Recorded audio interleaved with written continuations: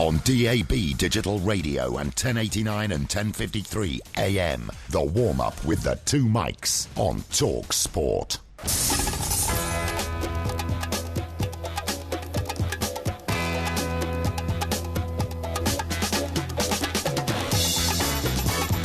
Good morning, I'm Mike Graham, he's Mike Parry. You're listening to the two mics on the warm-up on Talk Sport. We've got loads going on today as we bring you the Hungarian Grand Prix, day 4 of the third test at the Oval between England and South Africa, and we're looking ahead to the start of the championship season, which gets underway later this week. Meanwhile, the Porkmaster's been caught out ordering himself a nightshirt, and of course, the entire county of Surrey is being brought to a standstill by a cycling event. So how he's going to get home is anybody's guess. 08717 223344. Also coming up on the show, we've got a Porky sermon for those of you that need spiritual guidance on a Sunday afternoon, and of course, we'll bring you another episode of Heroes and Villains. You're listening to the two mics on the warm-up with me, Mike Graham, and him, Mike Parry. This is Talk Sport.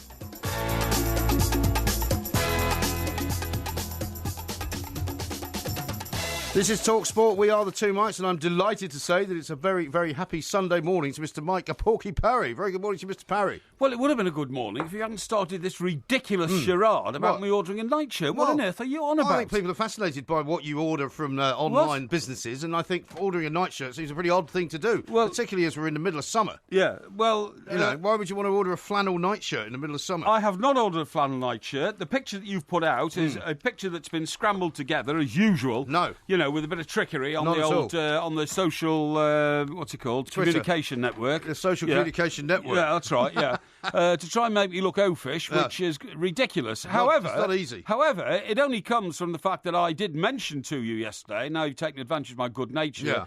Yeah. I just said that, very hard to sleep in the summer with these hot weather and all that, and I am reviewing my choice of nightwear, that's all. It's as simple as that's all I ever said. A lot of people all of a sudden you start making up stories about me to make me look like some sort of a jerk. Well, that's not true. And in fact, there are lots and lots of people who are very appreciative of me sending this out. What it is a nightshirt for the cost of... It's 100% cotton, summer nightshirt, only £35. Or, in your case, you get 2 for 60.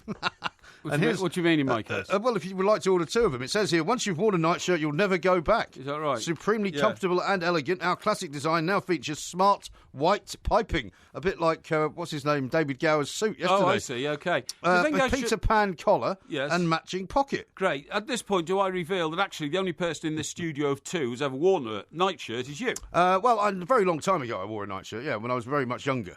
So now you're taking the mickey out of me because I haven't even ordered a nightshirt. Well, you have. I haven't. Well, maybe they haven't got your size. It says sizes up to 3XL. Oh, very funny indeed. Just as I mentioned it yesterday. Now, what a hypocrite. Yeah. You actually did have a nightshirt. What sort of nightshirt? I had. Well, it was bought for me, by my mother when I lived at home when I was around about 17 or 18 because it was so cold. What, sorry, it's 17 or 18, your mother was still buying your clothes for you? Well, she would buy me Christmas presents. This is revealing some detail about your past, isn't it? Why wouldn't you receive presents? I know you didn't used to get gifts from your family because they all hated you, but I mean, I used to get Christmas presents from my mother, and one Christmas she bought me a nightshirt. You didn't you said she bought me a nightshirt. Well, no, my mother bought me a nightshirt, like she buys all your clothing. Did you buy your socks? Did you buy your underpants? She didn't buy my clothing. Did she buy your shirts? Look, I know that your mother really, really abandoned you when you were a young kid and let you stagger about and not being allowed into the into the inner sanctum of the family. Rubbish. But I got Christmas presents from my mother, and one year she bought me a nightshirt. And did you wear it? I did wear it. Did you look like a fool in it? I didn't actually. What did it look like? Billy Smart Circus? No, it was actually it was kind of a warm flannel nightshirt because it was for the winter months, right? When it was too cold to sleep in anything. But I sometimes used to sleep with a hat on in the house because it was so cold. Because your caring parents. My father didn't know. He didn't believe in central heating. He said it was bad for you. Yes. And so we had these little Dimplex heaters, and in the middle of winter they weren't good enough to heat the house. No, your caring frozen. Your caring parents loved you and your sister so much that they wouldn't have been bothered if you'd have frozen to death overnight in your. No, my father was a spot. I used to call him. No, it was in Hampstead. Yes, not in some poor part of Birkenhead where you came from. Well, yeah. The point is this: you had the cheapest property in the whole of Hampstead. Not true. Incorrect. Yeah. No, there was a cheaper one than ours, somewhere down the road. The point is this. Sorry, second cheapest. There was definitely at least one cheaper. No, the point is that he believed that if you had too much central heating, it was actually physically bad for your health. Yes. It would create dust in the atmosphere. Yeah. It would make you into a soft southerner. I agree with that. And he was a hard Scotsman who said, it's good enough for me to grow up without in central heating, so it's good enough for you. A hardy Scotsman he was from the north. And to be fair, what he did. Calm down. What he did pass on to me was a very sort of healthy physique. because I've thank God, I've always been relatively healthy. Yeah. You, on the other hand, have had nothing but medical troubles all your life. Yeah. Because you were obviously brought up badly. No, that wasn't my fault. Really? No, it wasn't my fault that my father... Self-inflicted then, was it? You know, had a heart problem, which he passed on to me. That was nice of him. Well, it wasn't intentional. Of course it wasn't. Nobody knew what it was. Really? Even after he died, nobody knew what it was. No. So that was a bit unfortunate. But Yeah, there you go. go. We have to cope with these things in life. Anyway, Absolutely right. A man who's anyway, got listen, we've got an awful lot more things to talk about, which are much more important than your upbringing and my nightshirt. I'm just about to say to you, a man who's got to cope with a few problems in life is Mr. Simon Grayson. Simon Grayson. Now, you know, 2 months ago, when he was appointed as Sunderland manager, yes, I once again stuck my head above the parapet and said I don't think he's experienced enough to take on a massive club like Sunderland. Not really sticking your head above the parapet, is it? And the challenge to get them back into the Premier League. And everybody said, oh, no, he's had plenty of promotions. He had 3 promotions. He'd also had 2 relegations. Yeah, but everybody on the other hand... said, oh, he did a great job at Leeds. He didn't. He did an average job at Leeds. Tony Cascarino said he did a great job at Leeds. Tony Cascarino, I think you would agree, knows a bit more about the football business than you do. Who? Tony Cascarino. Tony? Yeah, he writes a column for The Times, right? The top people's paper, as you call it, right? Yeah. You love everyone that writes for The Times, right? You worship the ground that they walk on. He's played football at international and very, very high club level. Well, there was a bit of a confusion about what nationality he really was. Well, clearly he's an Irishman. It's obvious, isn't it? Of course he is. I mean, that's right, first thing you think of when you see Tony Cascarino, man with an Italian name and a London accent, you go, he's an Irishman. Of course you do, because you wouldn't think he'd play for Millwall, would you? No. Boy coming from that part of the world. But he also played very successessly in France. Yes, he did. Down in Marseille, I believe. I stayed at a hotel once very near to his home down in Marseille. Yeah, when I heard him telling today, by the story today, that there's a female footballer playing for France against England later on, which is a game you'll be watching, no doubt. Yeah, called Cascarino. Oh, right. Okay. So it's a French name now. Yeah, Cascarino. Yeah, absolutely. Anyway, look, what I'm saying is, yes, Tony did say he did a good job at Leeds, but I mean, only he stopped Leeds from getting relegated because they were in turmoil. Well, what else is he supposed to do? But hang on. Let's get the facts out. Okay. Let's get the facts out. Sunderland yesterday played a friendly against Celtic reserves. Well, they played a game against Celtic. At Celtic reserves. That's unkind. At home, on their home ground. Do you know it was part of some bizarre cup as well? Yeah, yes, they did. And they lost 5-0. They did. Now, you know, in the same week, because this Friday they play the favourites to win the Championship, Aston Villa. Aston Villa. Yeah, they are playing Aston Villa. Yeah. Would you say... live on Talk Sport, isn't it? Because it is live on Talk Sport, I think, a lot of Championship games live on Talk Sport. We certainly have. So the football season is well and truly underway this week. And it's going to explode on Friday night. It's going to be great. Be well worth tuning into. Yeah. But what I'm saying is, do we deduce from this that Mr. Grayson has got the team that he's going to put out against Aston Villa to absolutely peak performance now to start the season? Maybe he didn't with want a 5-0 drubbing by a reserve team from Scotland. Brilliant. Maybe he didn't want to peak them too soon. He's going to peak them on Thursday lunchtime, just before the game. Yeah. I think you're being very unkind to Mr. Grayson. I'm not being unkind. Because here's the situation, right? He's taking over, as Mr. Cascarino said, a very, very badly organised team, a club that, in fact, has not had a decent manager be able to make it work for a long time. And they've had some decent managers. Them in the Premier League. Well, no, but they had David Moyes, they had Sam Allardyce, they've had Paolo Di not David Moyes, but the 3 before that. Yeah, that's right. But, I mean, they've had a bunch of decent managers, all of whom have ended up leaving because the club seems to be being run in a very bizarre way. Nobody knows if it's for sale. Nobody knows if Ellis Short, the owner, is going to be hanging around. Nobody knows if the players who are there are going to still be there in the next 2 or 3 months. I mean, at the end of the transfer window, they might have all gone. Yeah. So, I mean, Sunderland fans must be absolutely beside themselves. Yeah, they must be. In fact, I've had a tweet already today which says, from one Sunderland fan, I'm expecting them to be relegated out of the Championship into League One.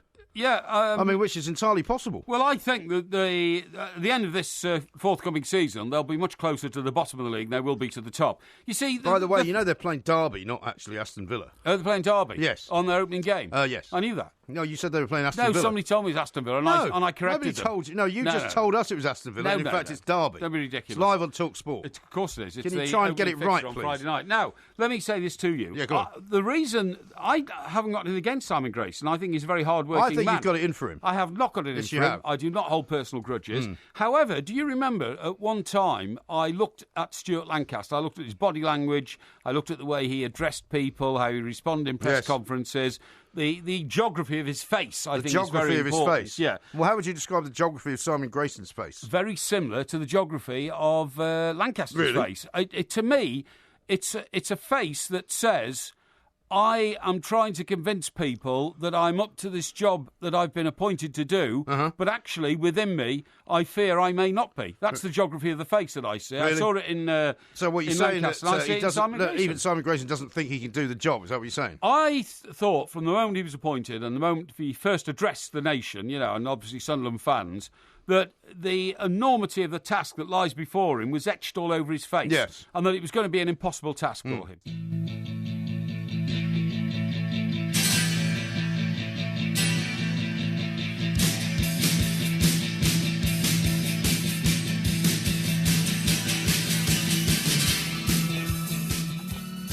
This is Talk Sport. We are the two mics. A couple of tweets coming in. Craig says this: it's Derby, not Aston Villa on Friday, so how can you argue your case when you can't even get the simple facts right? Oh, don't worry about that. I've got the facts absolutely right, mate.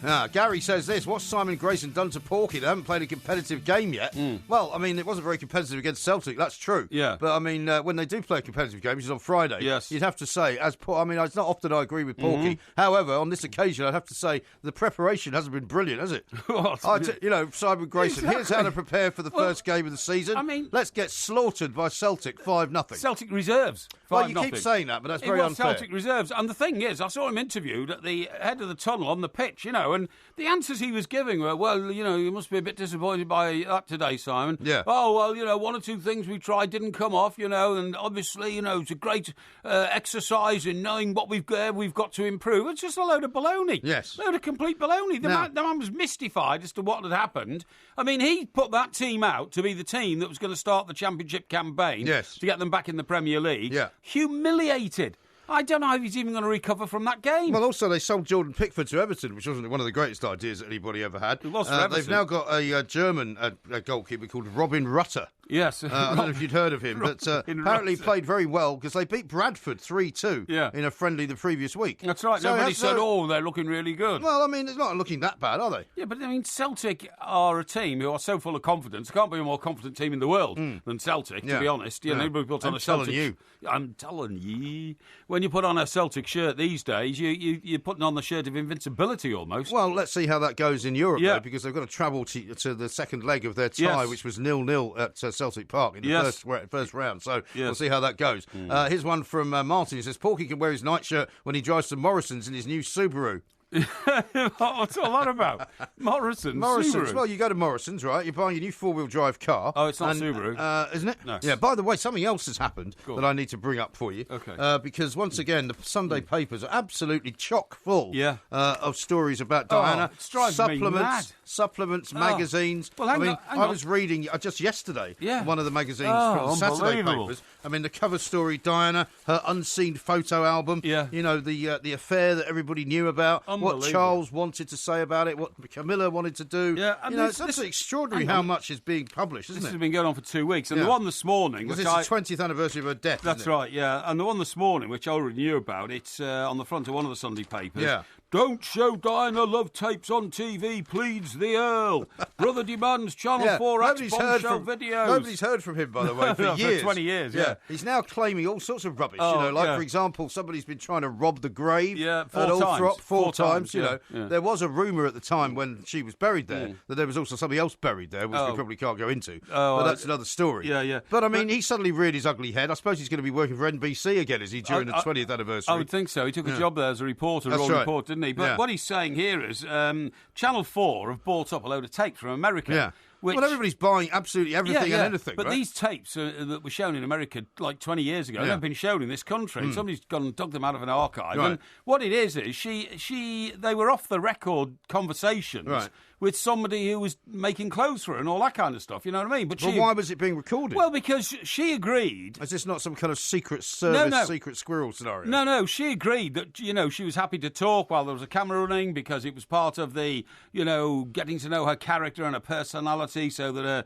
the guys making the clothes could dress her properly and all that kind of stuff.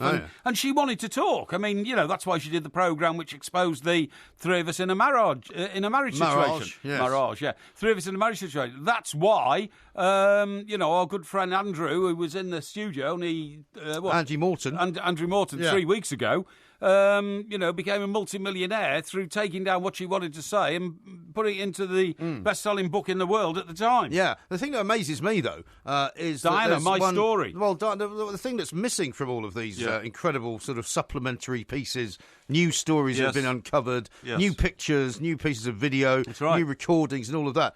Why is anybody not beating down the door to you to say, excuse me, Mike Parry, you're on the band that broke the news that Princess Diana was dead 20 years ago. That's right. Why are they not coming to your door then? Well, how do you know they haven't? Well, because you'd be bumming about it if they were. No. You wouldn't be able to shut up about it. You'd be like, can't come into work tonight because I'm doing a documentary with NBC or CNN or ABC or BBC. No, it wasn't any or of Jeremy them. Vine's been on or something. No, it wasn't any of them. It wasn't any of them. No. Well, why haven't you been asked to comment? I have been approached about a unique and exclusive documentary appearance.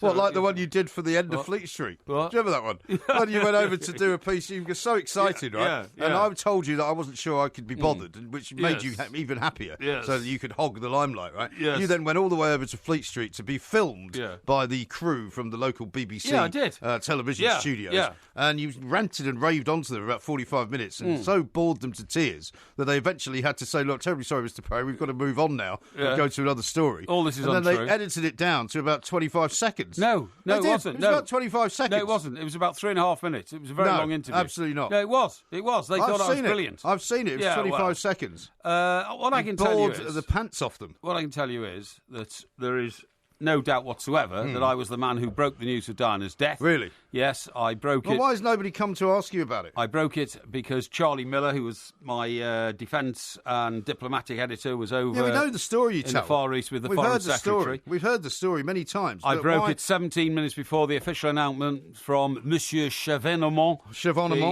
the French Foreign Secretary. Yeah. And I got worldwide acclaim for that and a string of awards, which I passed on to Charlie Miller, the reporter. I refused to accept them myself. Oh, right, so he got all the awards. Why don't we get Charlie Miller on? Well, he doesn't speak about it anymore. Doesn't he? Because he's got a job now as head of communications for an international defence company. So you're still in touch with him? Yes. Well, why don't you ask him to come on the show? No, he won't do it. Give me his number, I'll ask him. No, I can't because I can see that you might be because you know what's going to happen. Look, he's on the telly here. Oh, look, it's beef. It's beef. Yeah, what's he doing? Beef. He's reclining in a seat at a cricket ground, drinking a mug of tea or something. Why is he not playing in the Canadian Open? I don't know. Yeah, he's watching the cricket. Well, good for him. Yeah, good. So what I was going to say to you is that yes, I did get an approach from a documentary maker. Did you have to turn him down then? Well, I can't go on about that. Delicate negotiations. Talking about delicate negotiations, by the way, this incredible theory is doing the rounds on social networks, right? That. The lady who's become a billionaire through writing the Harry Potter books, J.K. Rowling, doesn't actually exist. What? And that, I think I've met her. I'm pretty sure I've met her. I'm sure she does exist. A load of nonsense. I think she came to Pride of Britain. You know that thing the Mirror does? Yeah. I'm pretty sure I've actually met her. I don't think she was an amalgam. Just like, McCartney is dead, that one that did the rounds, is still doing the rounds 50 years on. It's, there's mad theories that a group of sort of academics got together, wrote the Harry Potter books, and then they needed a front person, so they thought, well, there's this very glamorous woman who's sitting in this cafe in Edinburgh, who seems to be scratching away in a pad or something. I tell you what, she looks like the favourite. And so it goes on. So I hasten to add, just before Ms. Rowling's lawyers gives a call, I don't believe a word of it. It's all nonsense and rubbish. But isn't it amazing how people can be taken in? Well, because this will be now one of the great conspiracy theories, along with the man didn't land on the moon. Man didn't land on the moon. 9/11 was caused by some kind of hologram. It didn't actually happen. And of course, what's the other one that Stevie Wonder's not blind? Yes, that's right. Because he wears a watch. Yes, that's right. It's absolutely ridiculous. Ross says, "Hi guys, can I get a shout out to my lovely mum Denise? It's her birthday today." Better than that. How old is she? It doesn't say. Okay, well, I'm going to give you this, Denise. Don't sing. Here. Denise. Happy birthday to you. No, thank you very much Denise. I want you to have such a super day. Oh, dear. How about that? No, you're all right. Yeah. You only sleep. No. Tom says this. Sunderland have signed third goat mercenary Lewis Graban on loan from us. Tom's a born Bournemouth supporter, of course. Yeah. He's absolute pony, says it all. Yeah, well, so we want to hear from Sunderland fans, of course. 08717 22 33 44. Yeah. Coming up, we're going to be taking in some information from John Norman, and we're going to be going to the Hungarian Grand Prix, of course. Yeah. Which we're going to talk about in a minute as well. How about this from somebody who doesn't give a name? Oh, no, it's James in Leeds. Grayson has taken every club he's managed forwards. He got Leeds promoted despite selling his best player every year under Bates, a fantastic manager. Porky will be eating his words very soon. I hope I am. James, I hope I am. I think Sunderland and Leeds United should both be in the Premier League, OK? So I hope But, I mean, how do you put down this aberration yesterday? It was an horrendous... Well, it was pre-season. Every report I read said... Yeah, but it's pre-season. It was horrendous. It was a shocking display. Yeah, I mean, pre-season, I was saying to Tony Cascarino, he was busy saying that pre-season doesn't matter. Yeah. But then he said Manchester City play brilliantly in pre-season. Yeah. And that's how they're going to play for the rest of the season. Yeah. So he's learning lessons about why Manchester City... Who did they beat 4-1 the other night? Was it Real Madrid? They beat Real Madrid, yeah. And did they not beat Spurs as well? Beat Spurs, I think. Yeah, you're absolutely right. In 1970, which has always been my favourite retort on pre-season, Everton, who were shaping up to have a great season, I hoped, went to Rochdale, who the previous season had finished bottom of the 4th division, and they lost 2-1 in a pre-season friendly. Yeah. And it caused so much doom and gloom around Goodison. We thought, wow, we haven't got the team we thought we had. Because it was the team of Ball, Kendall and Harvey, you see what I mean? And so they lost. They lost, 2-1. Well, they just out sorts or something? They just lost. I mean, I don't know. You can quite explain it, However, they went on to win the First Division title. Yes. Our first game was away at Arsenal. We won 1-0. Why have you managed to turn a conversation about pre-season into Everton? Well, because it's a pre-season story, that's why. Well, it's not really. Yeah. How about this one from Dazza, who's got an interesting point to make? He says, the plot thickens. Didn't Porky have an unscheduled day off this week? # Diana interview. Oh, I see. No, he wasn't. You sure it's nothing to do with that? Oh, no, it happened weeks ago, believe me. Did it? Weeks and weeks believe ago. Me? The negotiations, yes. When you say believe me, I run immediately for the door at the fire escape. This is Talk Sport.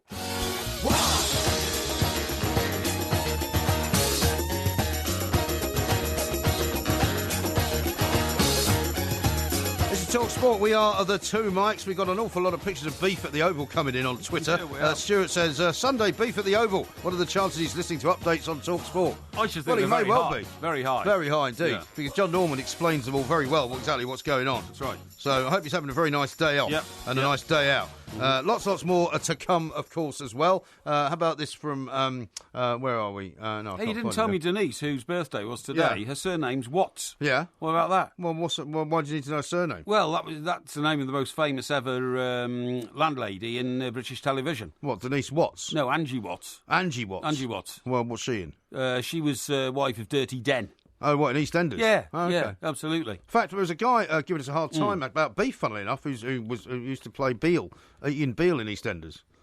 What do you mean he used to play Ian Beale? Ian Beale is still in EastEnders. Hey? Ian Beale is still in EastEnders. Well, was Ian Beale's character? Or is Ian Beale the character? Ian Beale is the character. Yeah, well, he played Ian Beale. No, there's different people have played him, apparently. No. He's only ever been one Ian Beale in EastEnders. Yeah. Really? Has he not been played by different people? No, you idiot. Are you sure? Look, if I said to you, if I said to you, Liz, the landlady of the Rovers. Yeah. Only one person has ever played Liz. Is that right? The landlord. Okay. Well, sometimes in these soap operas, which I don't watch, as you can tell, sometimes they have different people playing the same character. No, they don't. Because they bring somebody else in, don't they? No, they don't, honestly. No, really? No, that never happens. That might happen in sequence films as people get older and all that kind of stuff. Actually... Well, it's definitely happened in American soap operas, I'm sure. I'm going to correct myself now. Yeah, so you're going to agree with me now? I am going to agree with you. You're going to apologise? Because there's a guy called... what's his name now? He runs the bistro. The bistro? Nick. Eh? His name's Nick. Which bistro? The bistro in Coronation Street, okay, right? And his name is Nick Tilsley, right? It's all coming back now. Is it? Yeah. And in fact, I think he is the third actor to play Nick Tilsley. Well, there you go. Because I think somebody played him when he was a teenager, and then somebody played him when he was a kid.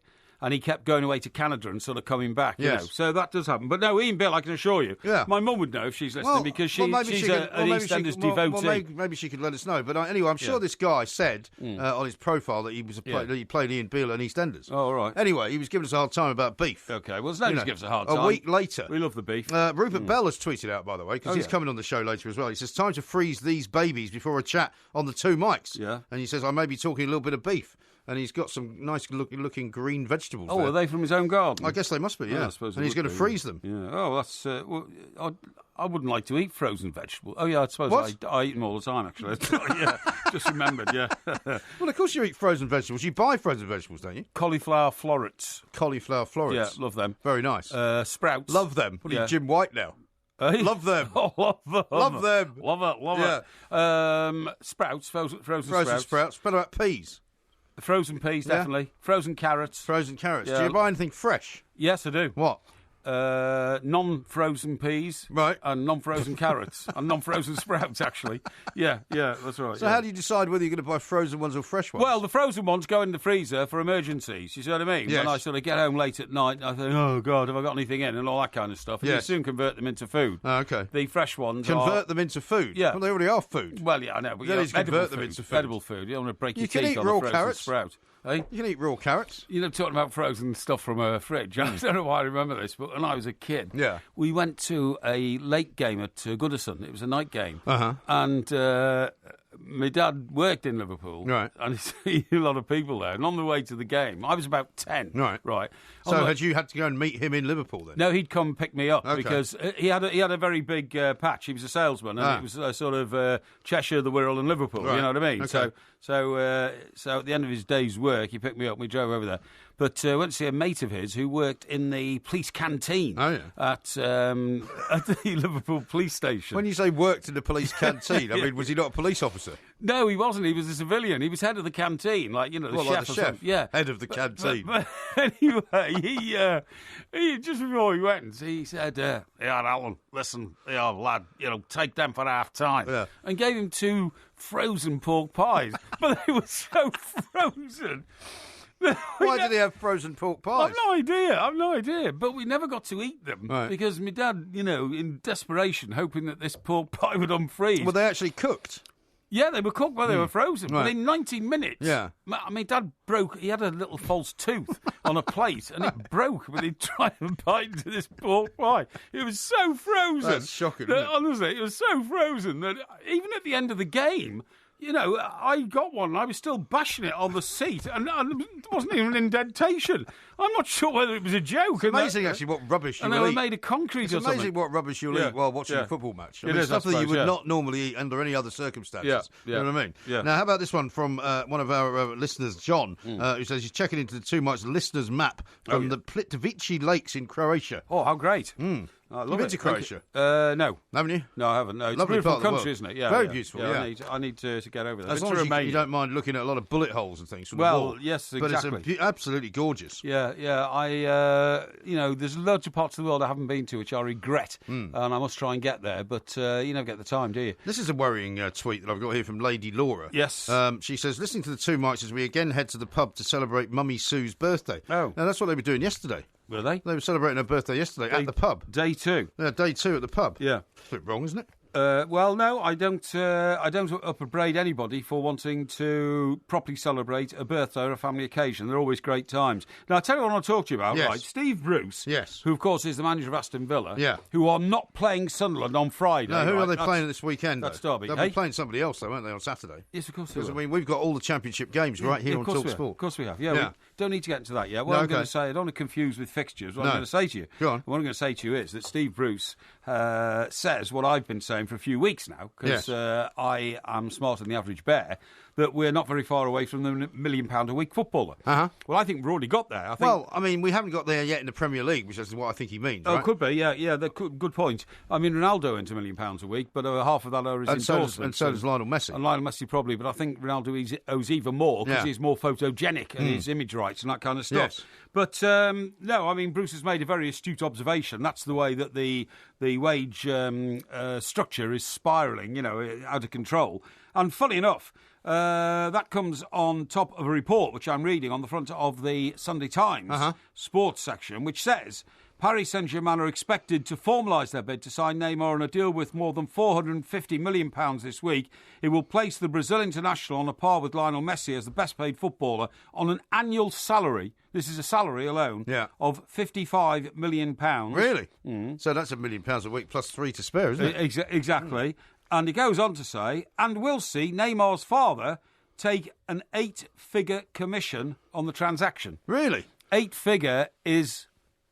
Well, that's about 10 million, isn't it? I was going to say, it's 6 figures is 100,000, 7 figures is $1 million, 8 figures, 10 million. Yeah. 10 million. Yeah, but that's less than what's his name, Pogba's agent got, isn't it? He got 45 million. I thought it was 33. I read a report, it was 45. Well, whatever. It's more. It's certainly 8 figures, and it's more than 8 figures in the sense that it's more than 10 million. That's right, huge amounts of money. So Neymar's dad, Neymar's dad, I presume 10 million is not very much money these days because of all the money he's already taking in and raking in from his son's various activities. When you think of the backgrounds that these guys come from, it's huge amounts of money. I just wonder how long it takes them to transform their thinking pattern from poverty, which a lot of them come from, to, being one of the wealthiest people on earth. It's very odd, isn't it? Julian says, you plank, Porky. There have been about 4 Ben Mitchells at EastEnders.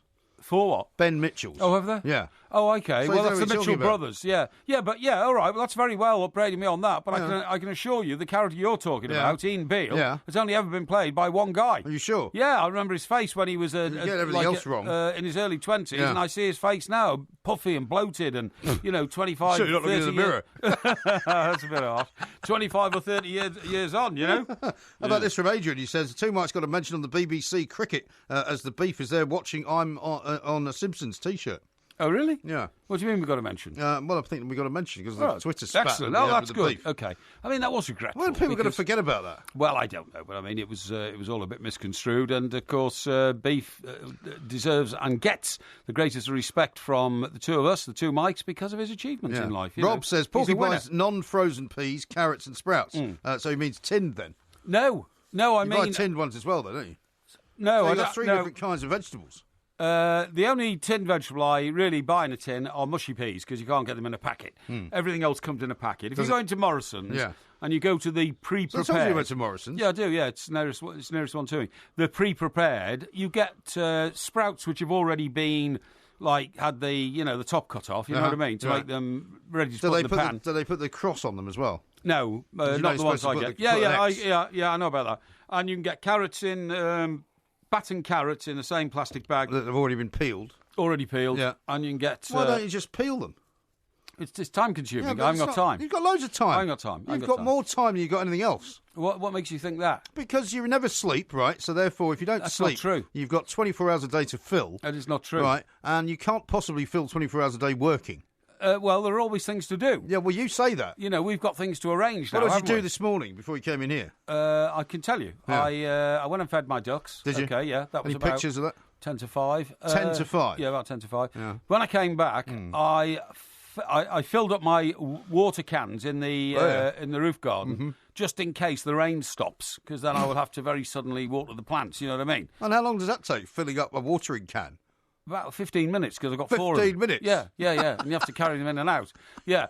After that... Unbelievable. After that, I did a load of paperwork. Paperwork? Yeah, there's a load of... What sort of paperwork? Well, money transfers and all that kind of stuff. Yes. Money? Yes, it's the best time. You just move money from one account to another? No, I move money to people who I owe money to and payments and that sort of thing. And we've paid me any money yet? No, but I've paid some of our suppliers at the 2 Mikes. I sorted a lot of that out this morning, so we're considerably less wealthy than we were this time last night. Are you sure? Yeah, okay. yeah. All right. And then, actually... Oh, I know what I did. Yeah. This is good. Yeah. Because it was causing me great alarm. Yeah. I replaced the light bulb in my bathroom. Did you? Yeah. Well, has it been in the dark for the last week or something? No, it went yesterday morning while I was in the shower. Okay. Amazingly. Right. And so this morning I thought this is not going to get me down. So what sort of bulb is it? It's a screw-in clear bulb. Just a straight bulb? You haven't got like a strip bulb or anything? No, this is one light in the middle of the ceiling. Oh, right. And you take the cover off, which I got off expertly with the clips. Did you have to use a ladder? No, I used a chair. A chair? Yes, I stood on the chair and I replaced it, and it was brilliant. The only problem is it didn't light for some unknown reason. I got the right bulb, I know that because it's screwed in. Yeah. Then it didn't light, so I went to Tesco's and got another one. Right. And did that one work? No. On DAB Digital Radio and 1089 and 1053 AM, the warm-up with the 2 Mikes on Talk Sport.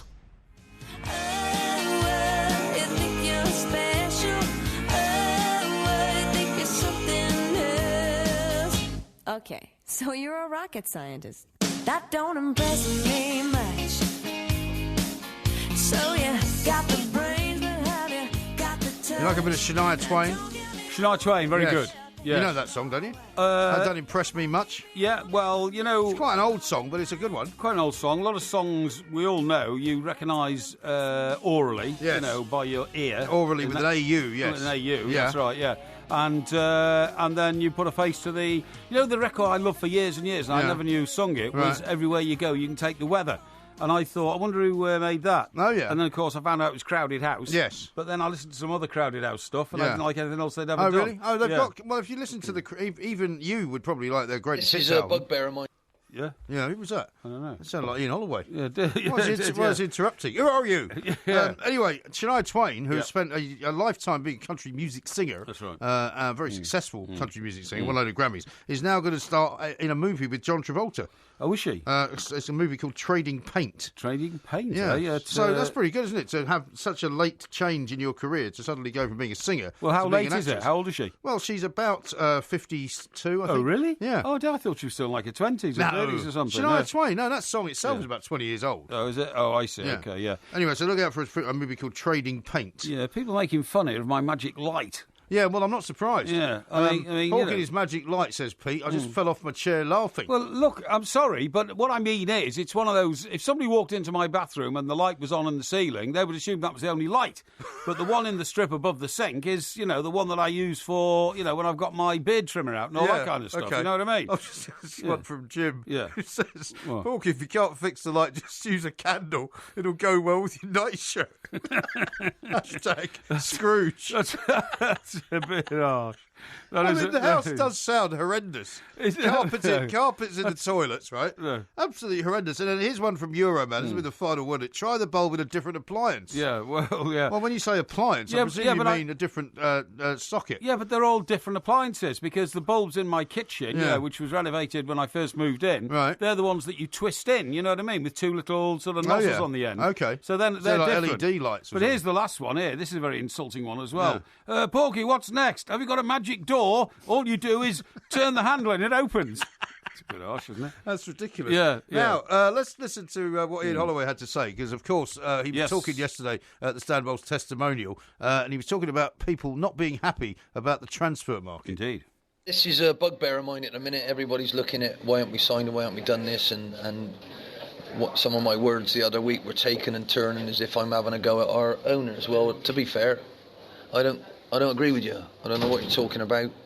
Sometimes we'll have people who will be better oiled, better drilled, better balanced in their squad than we've got in a minute. But I tell you what, I couldn't ask any more from my lads, and stop thinking about why aren't we buying him, why aren't we buying them. That's the old-fashioned QPR for me. That is the old-fashioned problem. Why aren't you buying us somebody like that? Why aren't we buying it? Why aren't we doing it? I'm not interested. Not interested. I've changed the scouting structure. That needs time to take place, and it needs time for our squad to evolve. When contracts are running out and people are changing, that's when we might be really able to change it, and that's in a year's time, 2 windows away. So if you're looking for fancy Dan sign-ins and all that, you might have to look somewhere else, really. You know, to be perfectly honest with you, we know where we're going. Me, Lee, Les, Gary, we know where we're going, we know what we're doing, and we're going to do it the right way. That's great. What's he talking about? No idea. We know where we're going. We know where we're going. Who are you? He says that's old-fashioned QPR, that is. People signing players. We don't do any of that. No, I was about to say players. I was about to say, he was saying, people were saying to me, why aren't you signing him? Why aren't you signing him? And why aren't you signing that player? Why aren't they signing Fancy Dan? Yeah. So then he says, that's old-fashioned QPR, that is. And as you've just pointed out, it's really old-fashioned to buy players during the transfer window. Hey, that's old-fashioned, that is. He's changed the scouting around so that we don't sign anyone. That's what we're doing. Scouting. So now we're not buying nobody, Who are you? And by the way, we're not having a fancy Dan signing, and do you know why? Because we know what we're doing. You know who we are? Me and Les and Lee and Gary. We know where we're going. We know where we're going. No fancy Dan's round here. I have to say, he has got to be one of the most entertaining managers around, isn't he, Ian Holloway? I wish he was back sort of in the Premier League, but I mean, we'll have to keep an eye on him at QPR. That's right, yeah. That was a very long-winded explanation as to why QPR haven't bought anybody. Basically saying, look, we're not buying anyone. We have a new policy. Yeah. Don't buy. We're not buying anyone. Yeah. Because there are questions about QPR and about how much money they've got. Yeah, exactly. And whether or not they're going to rebuild or they're going to... Well, they're supposed to be building a new stadium. What's happened to all that? Well, I don't know. But we don't know where we're going. The most difficult point of his argument to understand was old-fashioned it is. Old-fashioned QPR. It's old QPR. Well, we should ask some QPR fans what they think. Old-fashioned QPR. They used to buy players. Yeah. Not any more of that. No. Not any more of that no more. Who are you? We're not fancy Dans, you know. Not me and Lee and Les and Gary. Eh? Should we give them a number to call? Yes, Because I don't know whether QPR fans are buying any of that. Yeah. So you QPR fans, I mean, you know, your manager, who are you? You know, who is the one of the more colourful characters. He really is great, isn't he? In the Championship, has now explained to you, very, very graphically, I would say, as to what's happening with his transfer policy. Do you understand it? If you do, could you give us a call, please, and tell us? I will give you the non-mangle-mouthed number. Call us, please, here at Talk Sport on 810... no, that's the text number. Call us here on Talk Sport at 08717. Yes. 22 33 44. That's very good. Indeed. Did you get that? Yes, 08717 22 33 44. Does Ian Holloway actually know where QPR are going? Yeah. I've got this from Tom, who says, I know where they're going. They're going to League One. That's very harsh. That's very harsh. But no, I mean, seriously, QPR fans, do you still have faith in your manager? You should. Got a good track record. And MG and I found his transfer policy explanation a little bit difficult to fathom out. But you know the man better than we do, so you may be able to come on and explain it to us. Absolutely right. Yeah. How about this from Andrew in Manchester? He said, I've got this magic contraption in my car. When you turn it, the car goes in that direction. I think you'll agree that's amazing. That's a steering wheel, yeah. And Paul from Settle says, I once had a magic tractor. It went down the road and turned into a field. Yeah, right, I see that. That's very droll. very amusing. Yeah, well done. Now then, as it is Sunday, right? Yes, it is Sunday. People get into the ritual of Sunday things. One thing I won't be doing, because I intend to tell you... Are you talking about later on?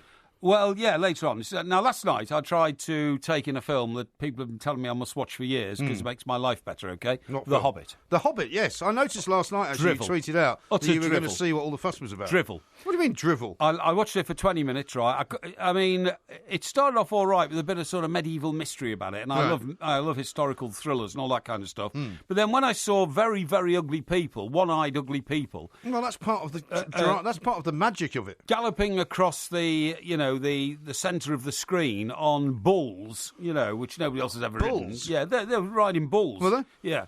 Are you sure you're watching The Hobbit? Yeah, of course I was watching The Hobbit. And was it 24 Hours in Pamplona? No, it wasn't, no. And after 20 minutes, I thought, I just don't get this. I just can't work it out. Well, I have to say, they can be very slow.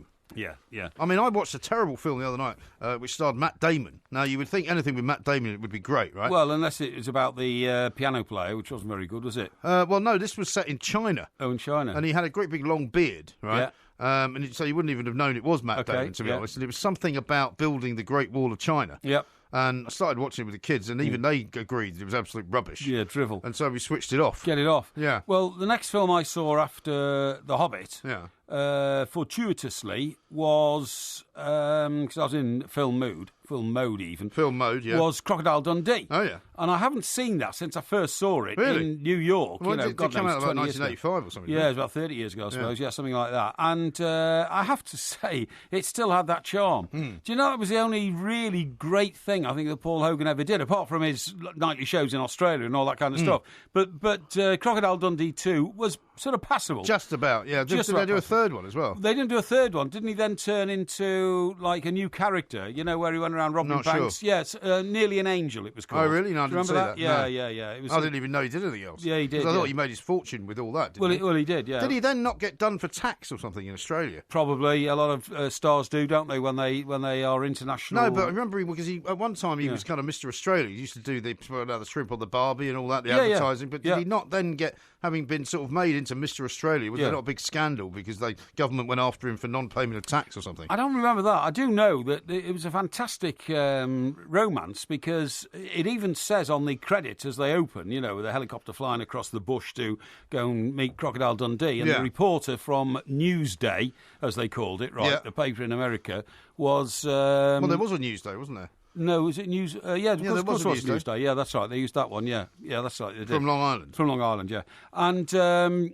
And it says in the credits, and I can't remember what her name was in the film, introducing Linda Kowalski, right? Who became his wife. Well, that's what I was going to say. The film was Paul Hogan. It says in the credits, idea conceived by Paul Hogan. Yeah. Script written by Paul Hogan and 2 other people. Yeah. Directed by Paul Hogan and somebody else. Yeah. And it's totally his film. Yeah, right. So you have to assume that he then picked his co-star, who was an unknown actress. Yeah. So he took a huge gamble, really, on this film.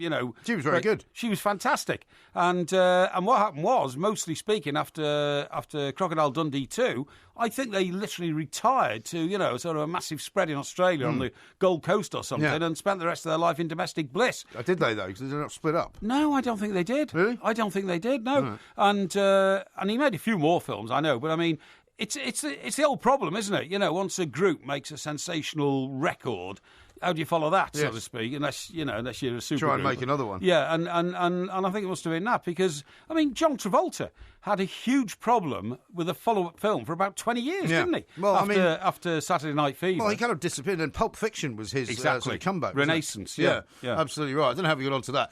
The football is back. On TalkSport and TalkSport 2. Stacked with over 500 games of live football, no one does it better. Kicks off next Friday night on TalkSport and TalkSport 2. It's a wonderful night, gotta take it from me. It's a wonderful night, come on and break it on down. It's a wonderful night. We've got a couple of tweets. One here about John Travolta from Steve. Grease was a pretty big follow-up to Saturday Night Fever for Travolta, I'd say. It was. So I don't think it was Saturday Night Fever that sort of put his career on hold. I think maybe it was after Grease 2 or something. Let me tell you about that. Grease 2 was made almost at the same time as Saturday Night Fever, if you see what I mean. It was when John Travolta was like the world's hottest sort of property and all that. Yes. Then what happened was, after Grease came out, and that was a worldwide success as well, John Travolta demanded from the studio, I want to make a film of my own with the woman who was his girlfriend at the time, who was about 30 years older than him. Do you remember this? Yeah, about 30 years older. Sure? Yeah, I'm not sure if her name was Annette somebody or something like that. No, anyway, very sadly. Yeah. So they made this film called Moment by Moment. Oh, yeah. And it was about a relationship between a younger man and an older woman. But then I think, very sadly, she died of cancer. Oh, really? Within a couple of years. And that knocked him back a long way. Yeah. And then he spent the next couple of decades trying to find a platform to re-emerge, so to speak, which he did, as you quite rightly say, in was it Straw Dogs or Straw Dogs? No, Straw Dogs. What was it called? Pulp Fiction. Pulp Fiction. That's it. Yeah. Straw Dogs was Dustin Hoffman and Susan George. It was, yeah, made about 50 years earlier. And not like you're trapped in a time warp. Down in the West Country. Yes. You're absolutely right. John says, I'm surprised Porky didn't like The Hobbit. Isn't it full of magical things? Yeah, but it's fantastical things, which I just can't get my head around. Right. One-eyed, ugly people riding around on the backs of bulls and all this kind of stuff, On DAB Digital Radio and 1089 and 1053 AM, the warm-up with the 2 mics on Talk Sport.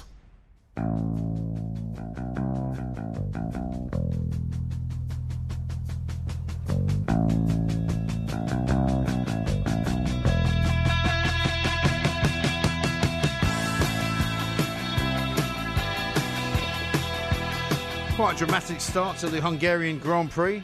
Do you know what the difficulty is, Mike, when you see him going? Because there's 2 cars in every team. Unless you've got audio, you're guessing who's done it. But it looks like Hamilton's already dropped a slot, doesn't it? It looks like he's dropped a 5th. Bottas is in 3rd. Yes. By the looks of it. We thought at first that was Hamilton's car. That's right. The same colour. So Hamilton's dropped down to 5th. So if he says now there's nothing else that can happen, he's going to come 5th. Yeah. But I'm predicting that something will happen. Well, no, but he did counter that. As I said earlier, he said we're going to have to work on strategy, i.e. pit stops and all that kind of stuff. Sure. Tyres, I imagine, because I don't know whether they're predicting rain or anything like that. But although what he's saying is very much is this is going to be a tactical race rather than a rush for the checkered flag. Yes, absolutely right.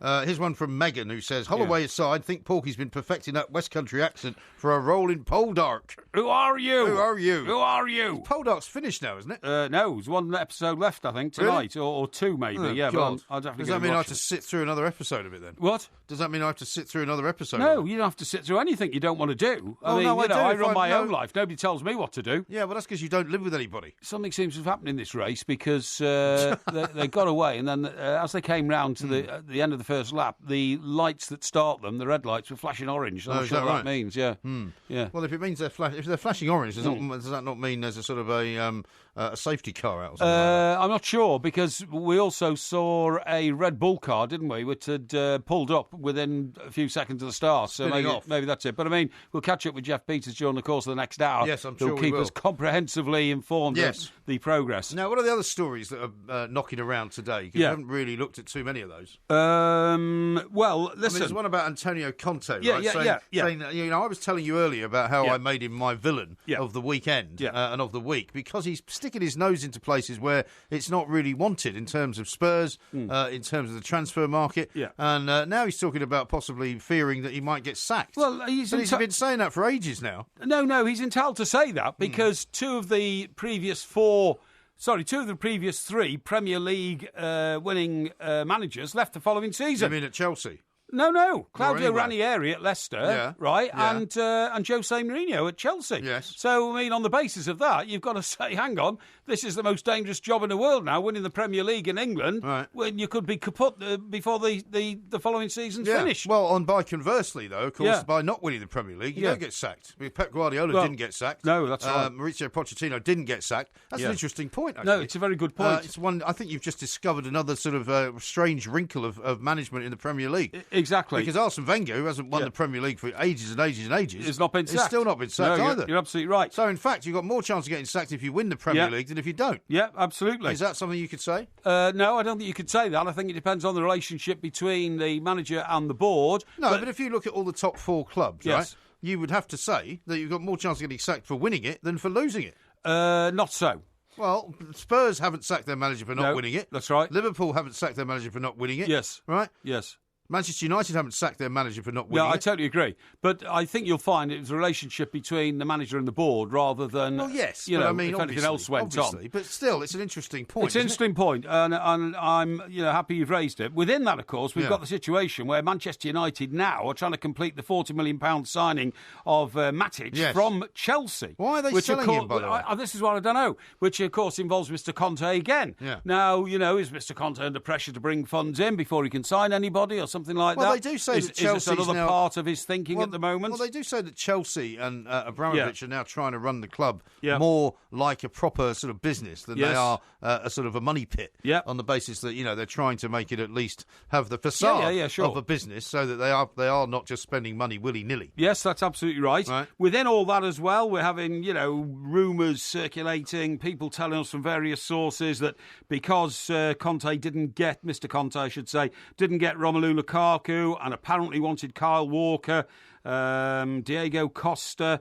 Diego Costa leaving, and now maybe Matic leaving. That he's unhappy with the transfer policy that's currently in place. Yeah, right. Okay. Yeah. Well, we'll see how that plays out. The other thing I was going to mention to you actually about all of the managerial merry-go-round type stuff was that on the show yesterday we spoke to a few Tottenham fans after saying that basically what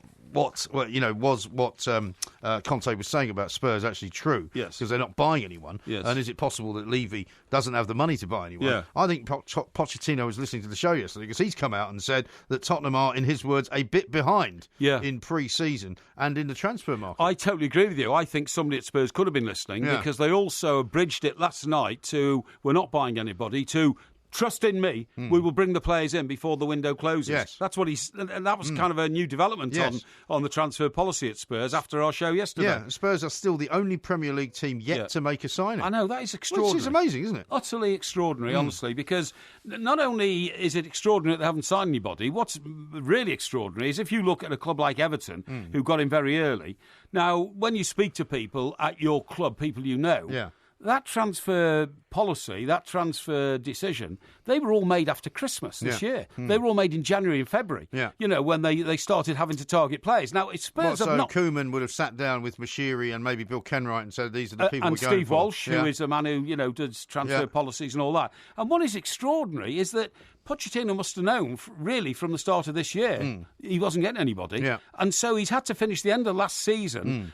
in a position where he's in a watershed. Yeah. Because if it doesn't happen this season, it's not going to get any better if he can't even have any better players. And it's also not been helped by the fact that Spurs have lost 3-2 to Roma in the pre-season. They've now lost to Manchester City. Yep. And here's what Pochettino said. Yes. He said, of course, Manchester City have more senior players than us, and they invest more money than us. You can see that. We have a lot of young players on the bench. Yeah. It's true the squads are completely different, but we are building the squad. Maybe today they have a little bit of an advantage. They're ahead of us because they have signed and kept the players that they want. Yeah. And that suggests that he has not signed or kept the players that he wanted. That's right. Does that mean that he wanted to keep Kyle Walker? There was always a feeling when I talk to our friends at Spurs, and our friends are at Spurs, they're very knowledgeable and they have an ear to the ground within the club, that Kyle Walker wasn't really rated that highly. No, he wasn't. And that actually, to get 45 million, was it, for him? Yeah. Was a bit of a bonus. Was pretty good, and could have eased the pressure. I still think Mr. Levy, who is very much a money man, I still think he will have thought to himself, if I've got to balance the books here, you can't let it go wrong. If you let it go wrong, you are in Leeds territory. Yes. If you're spending more than you're earning, and you remember this huge project for this £800 million. But it's pretty difficult to spend more than you earn at the moment if you're a Premier League football club, isn't it?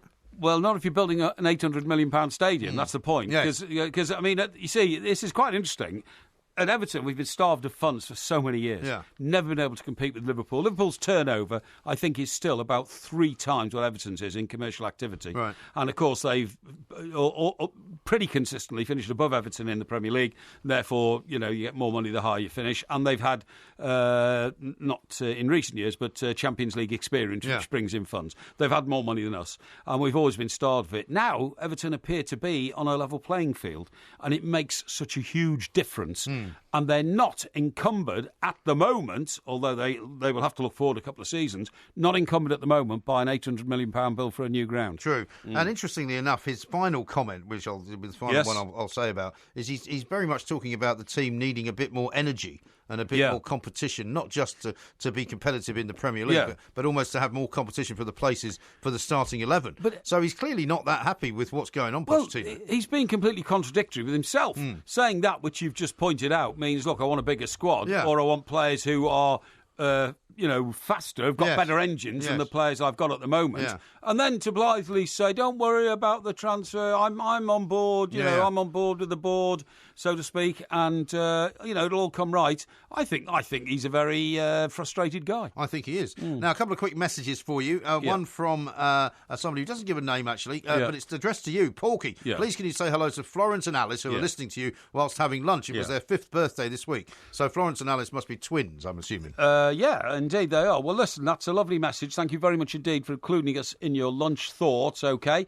And I want to say to Florence and Alice, have a great birthday. 2 great names, by the way. 2 lovely names, Florence was the name of the nurse heroine of Sebastopol. Hey? Florence Nightingale. Florence Nightingale. Yes. That's a lovely name. Okay. And Alice, of course, was probably named after Alice in Wonderland. Very possibly. Another very famous little girl. So you've got 2 very famous names. You are a delightful pair of young ladies, 5 years of age, having your birthday today with your mum and dad. Just have a great day and have a great life. Indeed. And we send our best wishes and love to you both. A great life. How about this one from Alex in Nottingham? Can we please have an update on how Mr. Parry intends to solve his light bulb issue? Yeah, well... That's a very good question. Well, fortunately, one of our listeners sent in a bit of advice and said, have you been to your trip box yet to find out whether the switch went? Because it could have been that. It could be that. That'll be the first examination on the way home. All right, and try and use, maybe, if you can, put one of the bulbs into another device... Yeah, but you see, I don't think I've got a fixture anywhere else in the building that's the same as that. Well, knock on the neighbour's door and say, do you mind if I try this bulb in one of your slots? Well, they might have different slots as well. I mean, we had to change all our light fittings when all these ridiculous Energen bulbs came in, right? I know. Yeah. Yeah, I mean, do you know what? I've got in my kitchen, I've got 2 sort of little mini strip bulbs, right, that go underneath the cupboards. Yes, I've got those. So that you can see what you're doing when you're cooking and all that. And the new ones are about, I would say, maybe a millimetre or two short of what the old ones were. Are you talking about the strip bulb? The actual strip bulb itself, right? So when you buy it from the local hardware shop that you buy bulbs from, you have to sort of jiggle with it because it's not exactly the same length. But you know what to do with that, don't you? What do you mean? You get a piece of silver foil. No, you don't. No. Yes, you do. No. Get a piece of silver foil and then just crush it down into the size of a Tic Tac, I'm not going to start a fire. Yeah, and then just stick it in one end. No, and that's idiotic. No, it's not. It's not some kind of campsite I'm living on. No. I learned that from my physics lessons at school. Oh, great. All So I'll definitely take your advice then. Yeah. I'll take your advice from your physics lesson. You really blew up the whole place. No. Anyway, now it's time for this.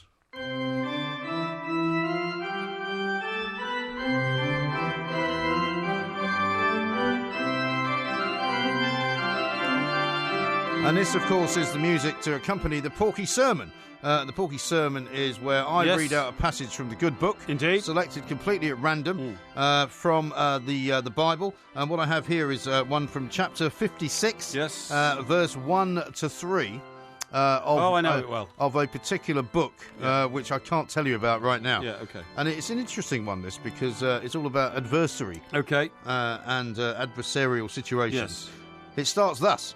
Be merciful to me, my God, for my enemies are in hot pursuit. All day long they press their attack. My adversaries pursue me all day long. In their pride, many are attacking me. When I am afraid, I put my trust in you. Now, what we do now is I give this to you for interpretation into the modern speak, so that you can tell us what you think it means. Indeed. Right, now thank you for this. This is one of my favourite translations of what the Bible means. Be merciful to me, my God, for my enemies are in hot pursuit. All day long they press their attack. Now, that doesn't mean literally that this man is running across a escape land where people are pursuing him with bows and arrows, and trying to fire arrows into his back. It's not actually an attack that he's under. Well, it is an attack, but it's a self-fulfilling attack. What he's basically saying is, to get on in life and to survive, you're going to be attacked all day by people, and you have to know how to face up to it. They press their attack, and you have to be able to defend yourself, okay? Yeah. Now, you defend yourself really by leading a righteous path and believing in the Almighty One, whoever your Almighty One might be. Okay. But you've got to have absolute faith. Yes. And that goes us on to point 2. My adversaries pursue me all day long. In their pride, many are attacking me. Now, again, what this is all about is this. If you stick to your view of life, if you stay on the straight and narrow, if you decide you have a mission in life and you must pursue that mission in order to satisfy your own conscience and the conscience of those in who you believe, the Almighty or whatever other issue that is directing you in your life, you must stay strong to it, okay? Yes. And the third point is very, very salient indeed. When I am afraid, I put my trust in you. Yes. So what this means is the world is a very wicked place. Even though you're pursuing the straight and narrow, even though you're doing your job properly, even though you're being kind and fair to others, even though you're being generous in helping others, in kindness, in terms of financial assistance and all this kind of stuff, you will still find that people will turn around and attack you. Because actually, people often resent those who are helping them for 2 reasons. One, because they can help you and therefore they feel resentful that they have to be helped. But secondly, because actually they don't like you very much in the first place. And so why have you come to the rescue? Because you're a nice guy and they don't want to be indebted to you, perhaps. They don't want to be indebted to you. Nobody likes to be indebted, but they've decided they will take your help. But after that, they're going to put the boot in on you to make sure that you know who's in charge. You see what I mean? I see. And that's what this is all about. When I'm afraid... Because I'm surprised about that, because Patrick says that he sounds... The Porky Sermon sounds like him trying to get away from certain golfers. Well, you know, that has been a problem in the past and maybe in the future. That's for sure. But the salient point is this. When I am afraid, I put my trust in you. What it says is this. Don't feel just because you think you're losing the battle... and you are righteous and those who would attack you are unrighteous, that you should change from the path of righteousness. You've got to stay that path of righteousness and the Almighty, in whom you believe, will assist you. and will smite your enemies, right? Yes. And it will come right in the end. Your enemies have been trying to smite you for years and years and years, and not clearly understanding. 2 smites. Yeah. The value that you bring to life in general and to the virtuousness of the thinking pattern of what you're doing will be smitten in the end, and you will survive. Okay. You will stand on the top of the mountain with the tablet in your hand, and you will say, verily... Keep taking the tablets. Can you just shut up? It's not very godly, that, is it? You will say, no, it's not. As usual, you idiot. Even though we've got the organ music playing, you've got to be mocked and I'm just hoping there's going to be a wicket in the cricket. And so trivialised. That we can interrupt you. Verily, they will say, verily, you must stay on the path and get to the top of the mountain. Excellent. Well played. That was the Porky sermon. This is Talk Sport. On DAB Digital Radio and 1089 and 1053 AM, the warm-up with the 2 mics on Talk Sport.